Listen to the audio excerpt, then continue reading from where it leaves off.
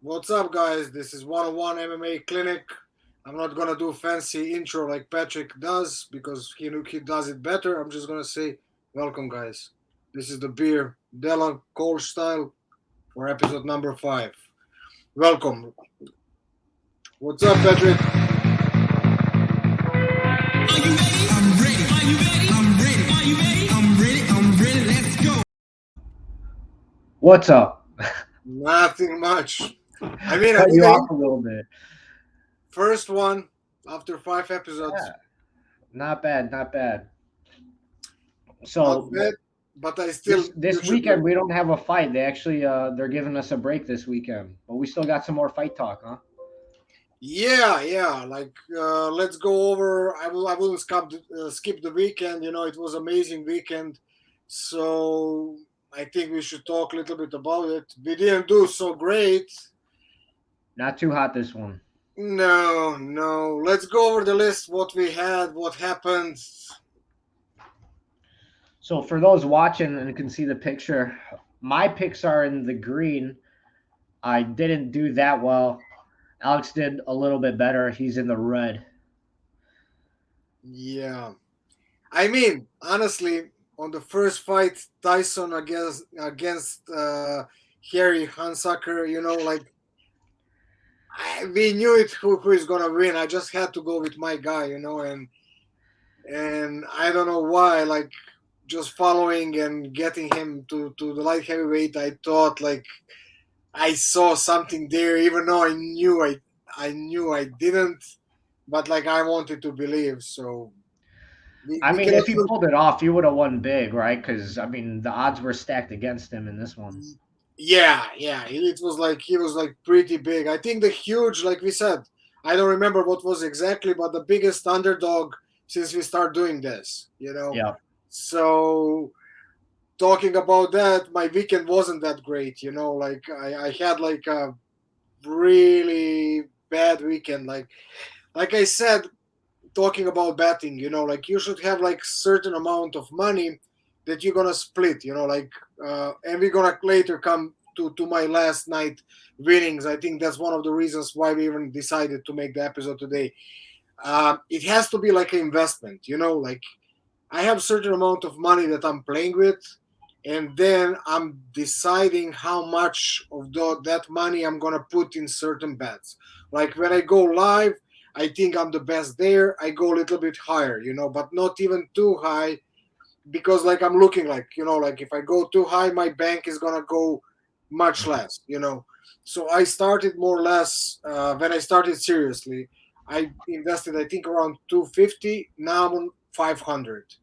But like talking about the last weekend, I was down to 140. Like that's how bad weekend was for me.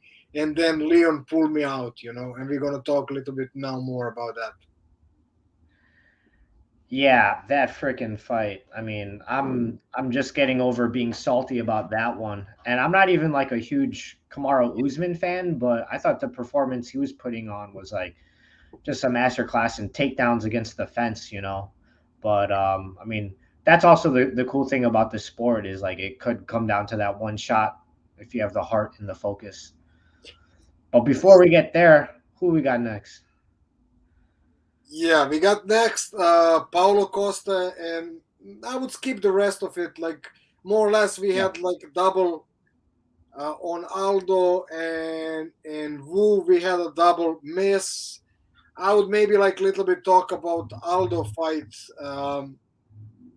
and like honestly, I don't know. Like I think we maybe even talk about that. Like that I said Merab, but like what I was saying, like he did like pure wrestling, so we didn't do the best pick for that fight. Like I said, there is a chance, but like really, that fight was like snooze fest.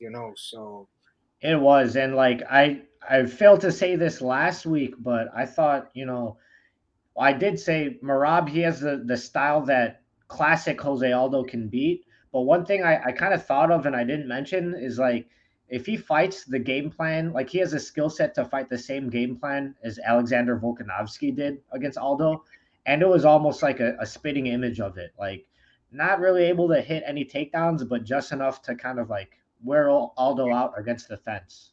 Didn't do too much offensively, but he just kind of held him there. Um, Thankfully, the rest of the card kind of saved that fight. I thought that one was kind of shit, to be honest. Yeah, it was really like we didn't see anything. And Aldo like even throw a couple kicks, what we critique him about it. Like, but I think he just got like that pace of that fight was overwhelming for him. And in the Yeah. third round, like he was exhausted, he was out, and Hmm. unfortunately, like that's what happened. That's the MMA. Sometimes like you have to do that to get a W. But like also like his post-fight interview, what he said about Aljo that he doesn't want to fight. Like it's so weird that guy like who is good but doesn't know where he's going, and he's getting W. It would be Yeah. much interesting that Aldo won that fight. We would see much interesting development in that category, in my opinion. To be honest. I mean, I don't think anybody's like begging for him to fight for a title after that anyway. Like, no No. disrespect. He's a great, athlete, but shit, man, you're putting performances like that. Like, nobody wants you to fight Aljo. That's fine. Yeah, that's true. That's true. Let's go to my favorite fight, and I think that Oh, didn't happen in main event. What happened? This will be fight that everybody will talk about it. Like Paulo Costa again, Luke Rockhold. I think we did pretty good analysis on that one. And I hmm, was honestly, I mean, even here I put like Paulo Costa, like I said, similar on Tyson Pedro and Harry Hansacker. Like I put Paulo Costa. I believe he is gonna win, but I put my money on Luke. yeah, Again, I didn't do so great, but I was thinking that fight is gonna end up earlier, and I bet on that. I bet on Luke, and unfortunately, like even though I saw some opportunities and there was like close, but he couldn't just continue.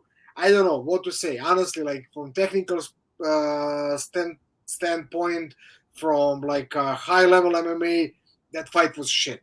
But again, we have two guys, that even that shit fight they made it interesting. They were mhm, like tired. It was like so much exactly what we talked about before that fight. That was psychological battle. Like I said, they're both like so deep in the hole, in my opinion. Like yeah, imagine like Luke coming to the fight and saying like he is 7 months sober. Like you're doing co-main event on pay-per-view, and yeah. that's like one of the things that you're saying.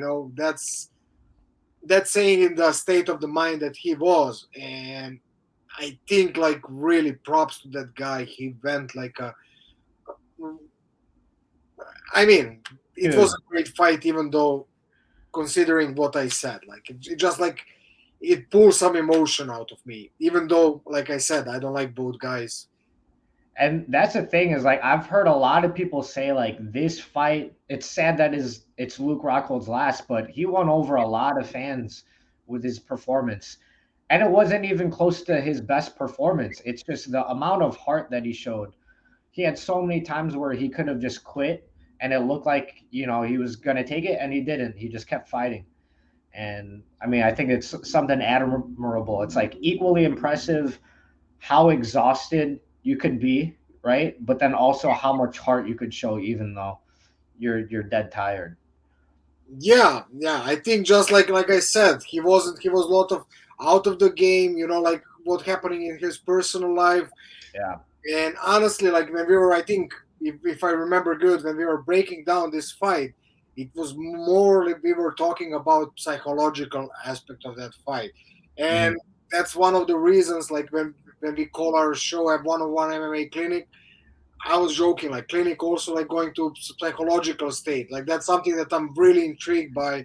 That aspect of Yeah. generally human life and like especially in fighting. So like I said, that was like something that I was going in that fight, just like breaking out, making the analysis of psychological aspect, Mhm. and that's what exactly we had to see. it's an amazing part of the sport too, because like when these guys come in and they're in shape and they're focused, they have the skills to do some amazing shit. But I never expected Luke Rockhold to show that much heart, And it's a crazy thing. Like I know a lot of people were saying that the altitude was affecting everybody, and I think it was to some extent, but it affected Luke Rockhold the most somehow, like in that card, So No, I wonder, like all the shit that he was talking about leading up to the fight, like with his baby or the abortion and the fighter pay. He's already looking at the end of his career. The 1-2 punch, he called it. I think it weared on him, and like I thought he performed like pretty well considering all the other shit he's dealing with.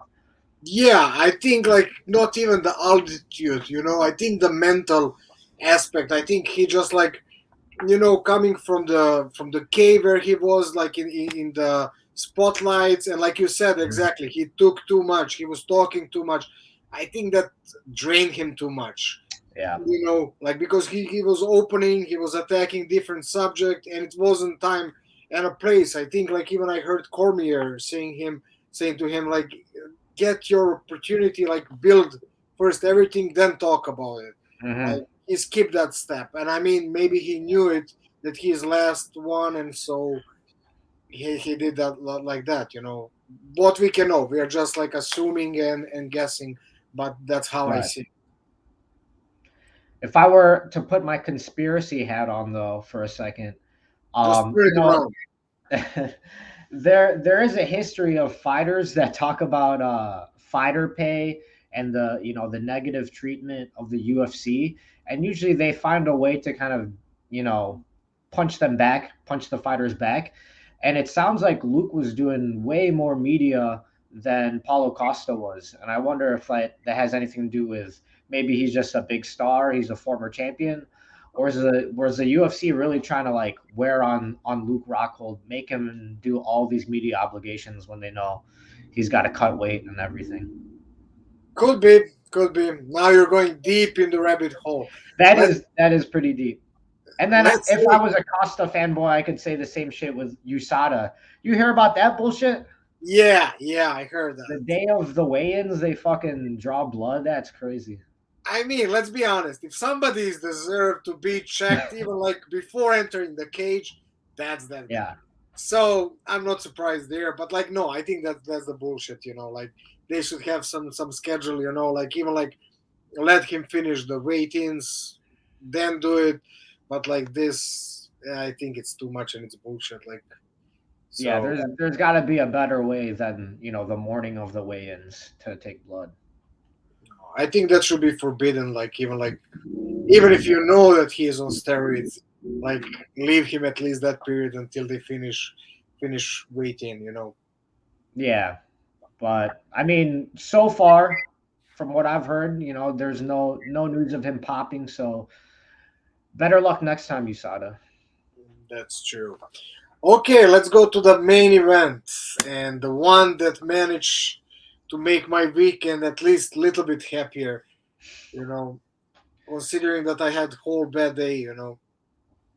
So Alex, when you put this money on Leon Edwards, when did you put the money on him? I did it before the fight, like you saw also like there. I told you like I saw something. I couldn't verbalize it, Hmm. but like I expected the fight goes like actually what I did, um, style wise, and what I was thinking. Like if you go, they're both like have like I think less they don't have the high finish percentage, or better said, they have pretty bad finish percentage. But like I was thinking, if Leon wants to win this fight, he has to put, like we were talking, similar what Kobe Covington. You need to go to try to play with the fire.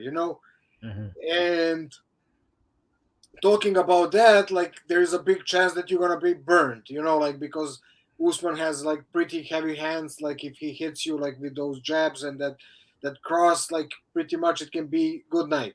So what I was looking like, it was pretty good, like on Leon to win, and I was like, I for sure saw there is like a big chance that he can win. But also, I was thinking if he lose, it's gonna be by the finish. But I was thinking he's gonna push the pace more. What obviously he didn't do it, and it's end up completely opposite what I saw.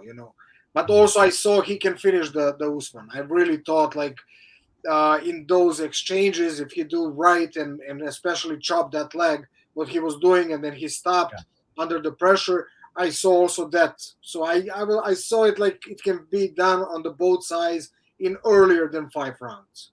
Mhm. Honestly. And actually, what really cost Usman that he try again to drive it. He didn't try to push the pace. Like Yeah. he saw he won, and then he went in the comfortable zone, and I think that gave in the fifth round a little bit space to Edwards to finish actually that fight. That he continued what he was doing, he will for sure win. And that's exactly what I was talking. If you remember about Leon Edwards getting in trouble with Gunnar Nelson, with Nate Diaz, they're totally similar. They're Yeah. cruising how much they need to win. Only Yeah. when they pick up the pace, it's like when they're in danger, especially Usman, you know. Mhm.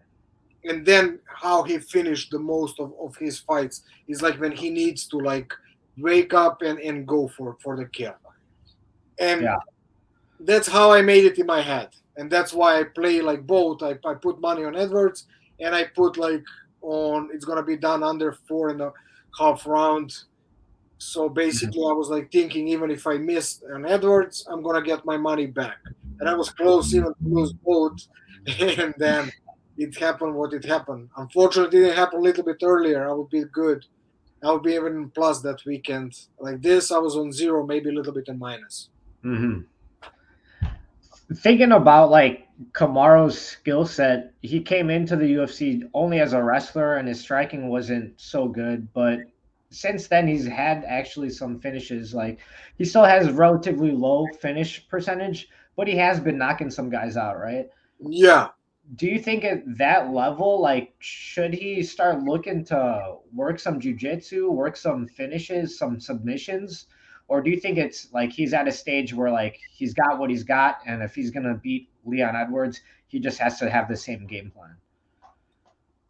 I think he should stick to the same game plan, just like that mistake that he made. It basically came from that. Like he let his gas pedal a little bit. He was Hmm. cruising into the wind, and then he just like released him a little bit. He was like, "Ah, this is done." And then exactly that mistake that he makes with his head. You remember, like I even told you, like in those exchanges, like I didn't saw it on the distance, to be honest, not now to fake. I saw Hmm. everything. I saw that in exchanges when it's like in the mid range. Yeah. But like obviously, Leon and his team saw it also like there, like on 1-2 that he's gonna duck Right. under and they throw that kick. Like they did like probably, and they have more experience. They saw something that I didn't saw. I saw more like in those like exchanges. I saw his weird head movement. What? Yeah, and it sounds like you're seeing something similar to what Leon was saying, in that like Usman, he defends it very like boxing oriented. So the combo that he threw to set up the head kick, he wanted to make it look like a boxing combo, and he kind of used that to disguise the left high kick. And shit, man, Usman didn't see it coming. I didn't see it coming. Like, fuck, man, I killed him. Yeah, yeah, that was like perfect. I think the best maybe pure head kick in the history of UFC. Maybe Gonzaga's was like on that Oh level yeah, because he did it to Mirko, especially like, and that was his signature move. yeah, But like this was like much higher stakes. Like so I think those two head kicks for me are the number one and number two in UFC. Put it however you want, but hmm I think that too like separates from all others. If I forgot some, you guys can let us know down in the comments. I mean, I wouldn't put the head kick from last weekend, Vera and Cruz, on that list. But that was it was a similar head kick, but not the same kind of status, I think. No, yeah, that's what I want to say. Even though Dominic is legend, but again, those that matchup, the timing, the stakes, it wasn't not even Yeah, close. Like if we talk about Mirko, it's like his signature move. He came to UFC, big expectation, and then yeah, and that was a brutal. Like even his leg was fucked up. If you remember, yeah, like yeah. He was that his was leg that was was injured even more after that. brutal than this one. Yeah, but what's crazy is like Leon surprised everyone with the head kick, but how about that fucking first round where he takes Usman down straight into mount and then he takes the back with a gift wrap? Like, who expected that? Yeah, I mean that's crazy, but like how it started, I really don't know what happened. Like maybe altitude, maybe the pressure, and like let's not talk like Usman is was. I mean, they now like he's not pound for pound for because of that loss, but like at that moment he's pound for pound fighter. Yeah. And like I don't know what happened with Leon that he let it go. Was it conditioning? Was it the pressure? Was just his Camaro is that good, pure that? And even though, but like also like Edward said, like it was his worst performance. So I Hmm. guess he saw that he didn't do everything. So it's maybe not that much about what Camaro did. It's more like what he didn't do. You know, Right. because Yeah, I and when you're talking about like the mental aspect, which was like a big part in the co-main event, I think also in the main event, like if you look at Leon Edwards in between rounds and even during the rounds, like you wouldn't say that he has like the posture of someone who's even there, to win. He looked like he was trying to coast to a defeat, just not get finished. Yeah, I And agree with you. Even the commentaries, they said like that when you talk to your fighter, like yeah, you could see in his eyes. I think he was just like, let's get over it. So honestly, even though it was a perfect setup, everything like the high stakes, it's done. It's like do or die. Like I'd still yeah, gonna say, and even though like I won on that fight, I think the huge aspect was luck. Even though preparation, they did like what they were practicing, the hmm, momentum, but like he wasn't there mentally. But also that saying like that you go so deep in the hole, similar to what happened to Rojo, and then you climb up. You yeah, know, even though it's a lucky shot, but like there must be like you're seeing it, you want it to go, and you're trying it. Like he hmm. could just like cruise, but like he decided to risk it, and sometimes risk pays off. Do you think after this fight, one of the most brutal head kick KOs, do you think Usman deserves to be the favorite still? Because he is the betting favorite in the trilogy. He is. Yeah. Yeah, I agree with that. Like what we saw, basically, like he was winning like let's say 80% of that fight. Like Hmm. first round, Edwards had it. Like everything else was about Usman until that moment. Yeah. So I take it. Are you gonna bet on Edwards again though? I think I will. Depends. Like Yeah. I need to see also like depends when it's gonna be, where it's gonna be. Like Right. that's a lot of things that I take in consideration. When There I'm is it is kind of tricky how you make that match again because for sure Usman should take a break, right? Like he shouldn't be fighting anytime soon after that KO, I think. I think it's gonna be like I think it's next year. I don't think it's they're Yeah. gonna book it. I think even what I heard that all main events are like booked till the next year, so it's probably gonna be Oh, next year. Yeah. well, that's a lot of time for Edwards to sit out, and then in 2 weeks we have Kamzat versus Diaz, which it sounds like Dana White said it himself. If Kamzat wins, he's going to get the title shot. So that's going to be kind of tricky because I know they do want to make the trilogy like a big fight. He mentioned in Wembley Stadium. So like that's going to be tricky how you navigate the welterweight division, how do you keep someone like Leon Edwards active, but then also keep Usman on the table that fight? Yeah, we will see, but I think it's better for all of them to avoid Kamzat like for some, as long as they can. If Yeah, he's really that good, like everybody is saying, and like if we say, if I what I think, that he is gonna, even like those flaws that he had after the fight with Gilbert, he's gonna be even another level. And yeah. let's see. I think now I saw Boyan is over there in Stockholm. He's training, so I'm gonna talk with him. I'm really interested to see what he's saying. Like, is Get he some a inside human being? information. Yeah, like to get insider information. Like, is he a human being or he's really like a Terminator? You know? Yeah. Kind of a weird position for the welterweight division because if he does get a title shot after that, that's going to be two title shots coming off of a victory from Nate Diaz, right? Leon got the title shot from beating Nate and then Kamzat. So I don't think it makes sense, but it also makes sense like business wise, right? Yeah, like basically they boost them up on Nate's name, Yeah. and that gives them more like eyeballs, and then driving to the title match, like you said, makes sense business wise. Even though like Nate Diaz is Nate Diaz, like he is not like top competitor. Like if you No, but he has the skills to like fuck it up for the UFC, you know? Like he almost got Leon Edwards out of there in the yeah, last. no, that's for sure. But like I'm just saying, he I think doesn't even give a shit like to win. He's just like there to fight.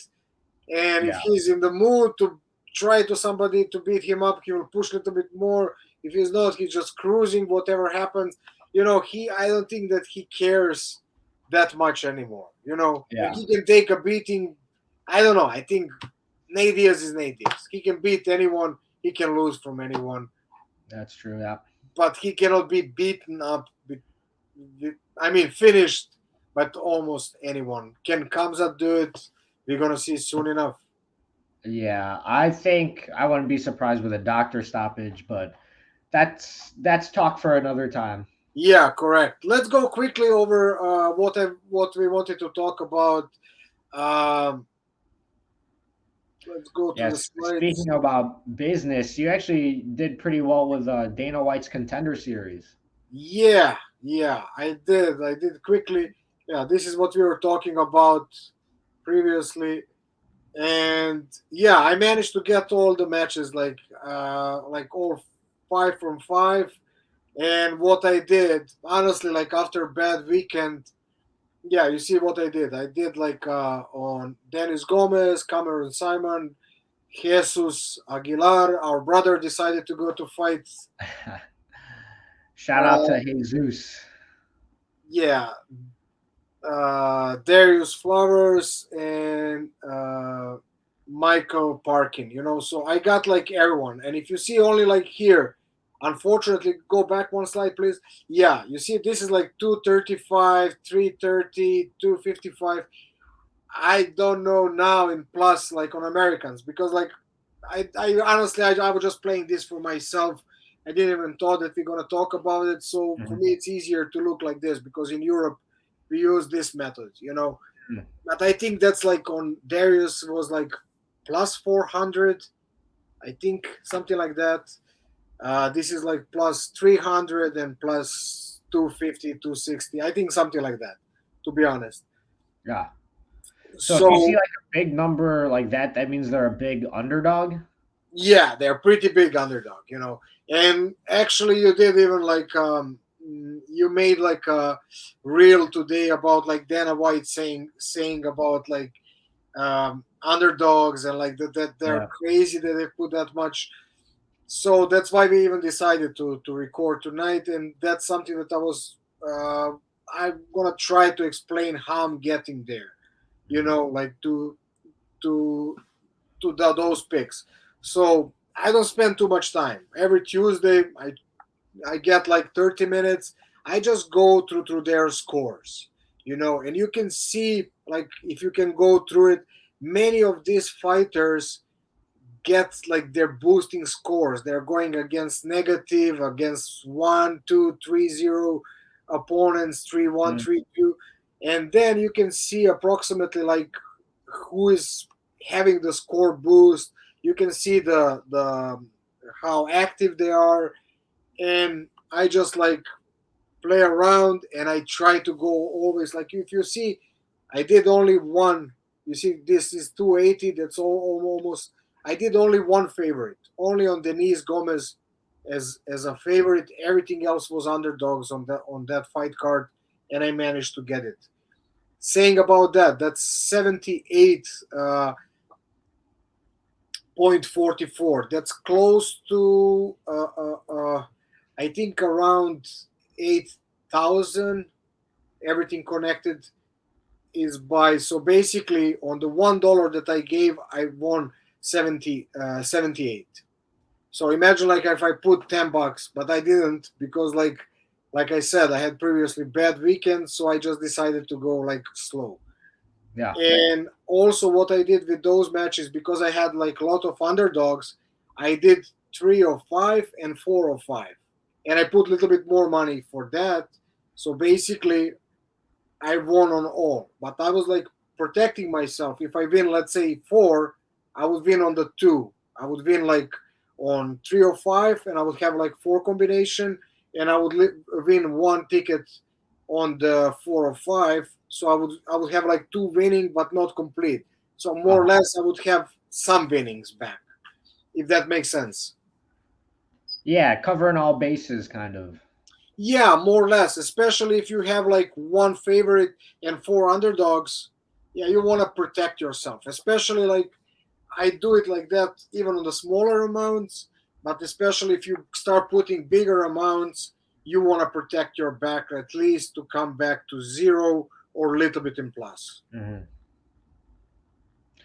Do you feel like these smaller cards, like the Dana White's Contender series, these are good ones to make those bets as far as like the odds?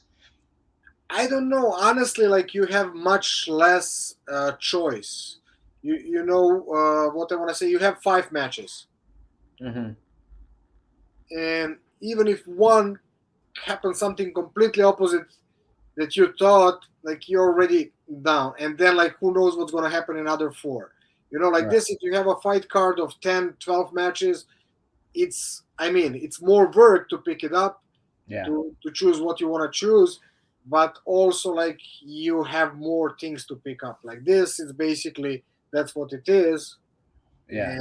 and then choose. So I think it's much better. Like, and also for me, I don't do too much analysis, to be honest. Like I just go like fight scores, like check the previous opponent, check them against who they fought. Like I check activity, and then I make fast decision. I don't overthink. Like honestly, with the Tuesdays night. Yeah. And I think that's kind of what helps you is like you don't have any of the emotion pulling you into your decisions.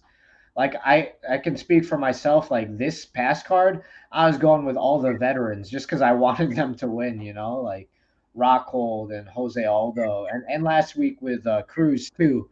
But if I'm being honest, in the back of my head, it's like, yeah, they're. I mean, they're the aging fighters. They're probably gonna lose to these up and comers.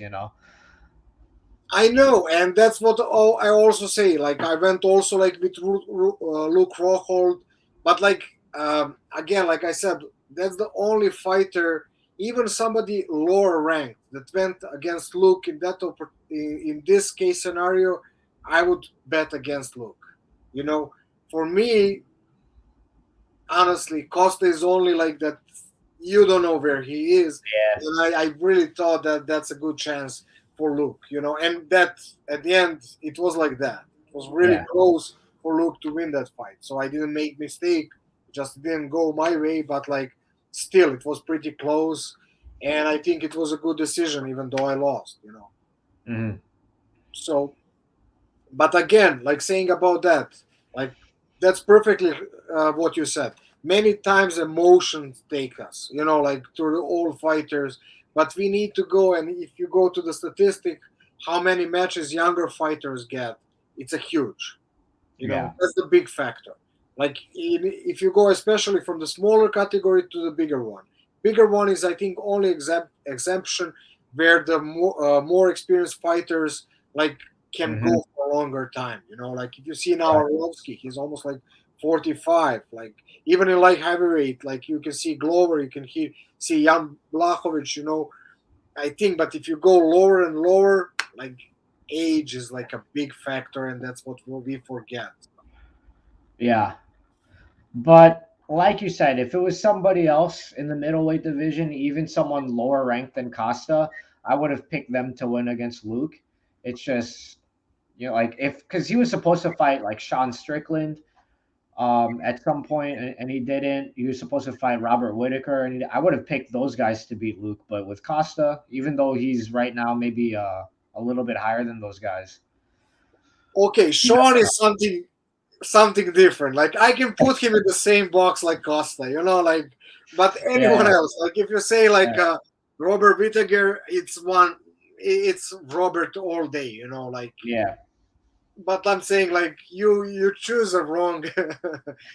Sean is Well, there. I'm just saying, I know he's crazy. I'm still picking Strickland over Rockhold. Unfortunately, we won't see it. That's a career for Luke Rockhold. Looks like that's going to be his last fight. No, I'm glad. I really thought like that this fight helped him like to sort some things in his head and to start new chapter. Like I Yeah, said, like even I didn't like the guy too much even, but he bought me with this last fight. We all approach. He was still saying some shit that I don't like, but like that fuck you during the fight. It that really was like. fucking But awesome. I think that was more with himself. Like all the hatred inside of him. He put it on Yeah, Costa. And that fuck you was like I'm I can say 100% sure it wasn't to Costa, it was to him and his place, uh, whatever he's going through the life. He was fighting against himself on the first spot, then Costa, and I think he won. Even if he lost against Costa, I think and I hope he won the fight against himself, and I wish him all the best in whatever he decide to do in the future. yep. I was already a fan, but whatever he does after this, he's just gonna have even more fans. So congrats I to believe so too. I wasn't a fan, but now I am. him. I must Hey, be honest, like I respected him, but I was never a fan. He was one of the rare guys from AKA that I didn't like. To be yeah, honest. yeah. I was always a fan of his fights, of his fighting styles. The shit that he would say, if I'm being honest, like it did make it hard to be a fan sometimes, but I mean that dude's a fucking killer, I think. Yeah, he was in his prime for sure. And he was underestimated, like uh, when he came to UFC, like a little bit under the radar, he managed to climb up. But Hmm. like honestly, I was never like. Now I'm the fan. Let's finish with that. And that's it. Yeah. We talked a little bit about Robert Whitaker and his chances against Rockhold. He's actually fighting not this weekend, but the next. Yeah, in Paris. Yeah, I think you actually pulled up the card right here. Yeah, I did. Yep. So something to look forward to. But this weekend we got a little bit of a break. It actually caught me by surprise. I just found out today we don't have a UFC this weekend. No, I was like, when you said are we recording tonight, I was like, why? We have a break. But I guess Yeah. like what happened with the last night, I really wanna like explain the guys like how it's going, like those 305, 405, and like going directly to parlay, especially if you're going with the underdogs. Mhm. And coming back to that, like I think if you want to make money, you need to go with underdogs. You cannot go crazy. You need to go smart. Like going back to Hansucker, like that's like too much. But like I was playing with that, like but like you need like um talking about that, like I was talking with one of my friends and he sent me like Usman to win, Aldo and someone else, like three big favorites. And all together, it was like plus maybe 100 something. And I was like, you can find one fight and to make more money, than that. Like you're Yeah. risking too much. There is like in parlay of three, there is so many chances that's gonna happen. Especially if you go with a heavy favorites, it's hard to make. Like he can slip entering the cage, fall on the head, you lost. Yeah. And so just And going. for not and not even to win that much. Yeah, and you're risking too much to like this. You can do it with one match. That's why I'm saying like a single play, or like even for me the best is live betting. And even if you're doing parlays, try to play with like some like underdogs. That's the way how to get the money. Yep. Some stuff to keep in mind for next card. Yeah, you want We to go quickly around the card? Let's see what we have. let's see real quick. Let's actually start from the top. We don't usually start from the top. Yeah, we don't have to finish all the way. Let's go just main and co-main event. Yeah, let's do that. I think Tai Tuivasa, he's on a hot streak, but when you have a brawler in Tuivasa versus Cyril Gane, I've been impressed with his movement, especially in the heavyweight division. I think he's good at using his lengths and just being a more experienced a striker than Tuivasa. I think he's going to keep him at the end of his strikes, end of his kicks. Um, and I think he's going to get the win. Maybe not a finish for this one. Although it's 5 rounds, so he has a lot of time to get the finish. I changed my mind. I think I'm going to pick Gane with a TKO. Yeah, talking about that, like Thai is like pretty heavy. Let me change. No, I'm gonna prepare it for the next time. Like I'm still on European like decimal numbers, but like Cyril is like heavy favorites. Like Really? Thai is like I think 5 times underdog. So basically on $100 you're getting 530. Like Mhm. that's I think crazy, especially for the heavyweight where one punch can decide everything, and Tuivasa has that power. So again, I'm saying like if you go with the Cyril Gane, you need like five almost like $600 to get 100. Oh, so Gane is the favorite. Yep. Oh, okay. Well, then that's actually pretty good odds for Tuivasa. I mean, he's been putting people out. Yeah, but I I think just think, this what's up, brother?